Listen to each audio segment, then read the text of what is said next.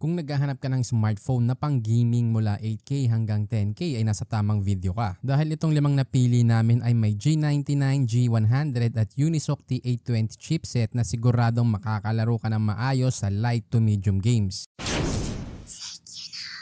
Una sa ating listahan ay ang Poco M6 Pro. May 6.67-inch Full HD Plus AMOLED 394ppi 120Hz refresh rate, 1300 nits Gorilla Glass 5 at IP54 rating. Naka-Helio G99 8GB RAM, 256GB storage at expandable hanggang 1TB. May 64MP main camera, 8MP ultra wide at 16MP front camera. May 5000mAh battery at 67W charger. Kung ang hanap mo ay solid na gaming at media phone na budget, panalo si Poco M6 Pro. Yung may 6.67-inch AMOLED display na may 120Hz refresh rate at 1300 nits ay perfect for watching movies at playing games. Dahil ang G99 at 8GB RAM, kaya nitong i-handle ang moderate games ng walang lag. Sobrang sulit nito for gaming, streaming at daily multitasking. May SRP na 8,799 pesos. Ang susunod naman ay ang Infinix Hot 50 Pro Plus. May 6.78-inch Full HD Plus AMOLED 393ppi 120Hz refresh rate, Gorilla Glass 5, 1300 nits at IP54 rating. Naka G100 chipset, 8GB RAM, 256GB storage at expandable hanggang 1TB. Naka 50MP main camera, 2K video recording at 8MP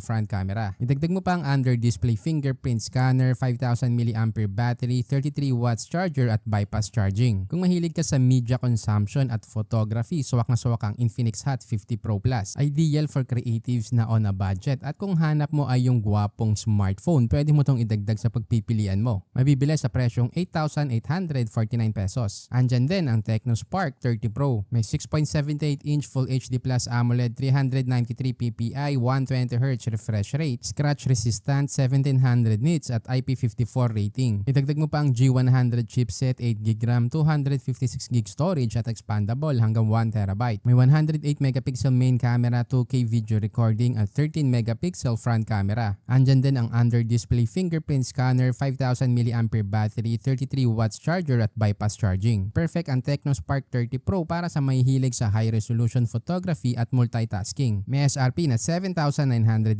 pesos. By the way, lalagay ko na din yung link sa description kung saan mo itong mabibili at official yan. Gumawa din kami ng FB group na smartphone tips, kaya kung ayaw mong masayang ang pera mo sa pagbili ng maling smartphone, mag-join ka na at kami mismo maghahanap ng best option at price para sa'yo. Ang susunod ay ang Tecno Camon 34G. May 6.78-inch AMOLED 120Hz refresh rate at 393ppi. Naka-Helio G99 Ultimate 8GB RAM, 256GB storage at Android 14. May 50MP main with OIS at 50MP selfie camera. Idagdag mo pa ang 5000mAh battery at 70W charger. Kung ang hanap mo ay balance na performance at photography, good pick ang Camon 34G. Ang 50MP selfie camera din ay ideal for vlogging at social media. Mabibili sa presyong 8,500 pesos. Andyan din ang Nubia Neo 2 5G. May 6.72-inch IPS LCD 120Hz refresh rate at 392ppi. Naka Unisoc T820, 8GB RAM, 256GB storage, Android 13 at shoulder trigger button. May 50MP main camera, 6,000mAh battery at 33W charger. Kung gaming lang ang focus mo, ang Nubia Neo 2 5G ang bagay sa'yo. Ang highlight nito ay ang pagkakaroon ng shoulder trigger button na perfect kung naglalaro ka ng mga FPS games tulad ng CODM at PUBG. Nabibili sa presyong 9,639 pesos. Ginawa ko nga pala ang Tecno dahil sa dami ng smartphones na lumalabas ngayon, napakahirap nang mamili. Kaya dito sa channel kami mismo ang nagre-research para malaman kung anong device ang pinakasulit para sa budget mo. Pero para makagawa pa kami ng ganitong content, kailangan din namin ng suporta mo, kaya huwag kalimutang mag-subscribe, i-like at i-share ang ating video.